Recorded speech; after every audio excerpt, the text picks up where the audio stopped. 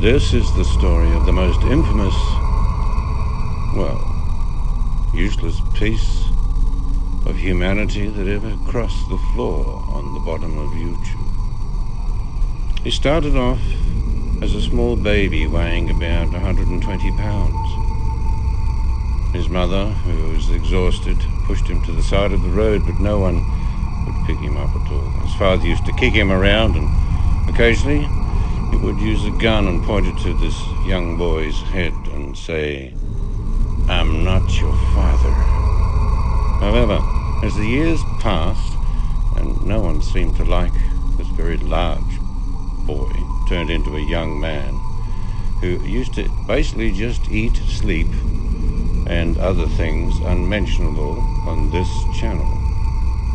However, as he grew up, he realized if he begged for money, people would, on occasions, give it to him. Not all the time.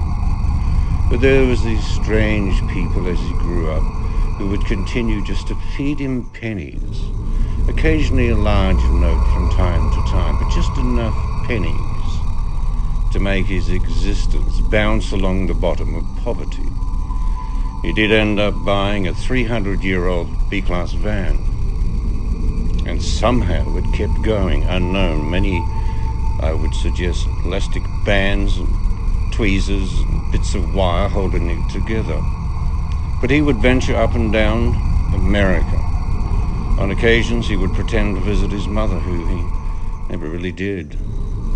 Of course, the cultural background of this person is that when the father of the family unfortunately leaves the earth and passes on, the oldest son is supposed to take up the mantle of main carer and provider for the rest of the family. That never happened, of course. Selfishness, narcissistic behavior, and basically not giving a damn about anyone but his stomach and himself.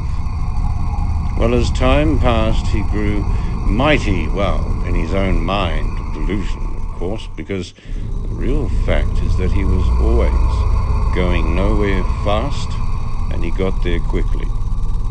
Eventually, the platform he was on had had enough of his behavior, which was terrible to say the least, criminal, possibly bordering on narcissistic tendencies to be very mean.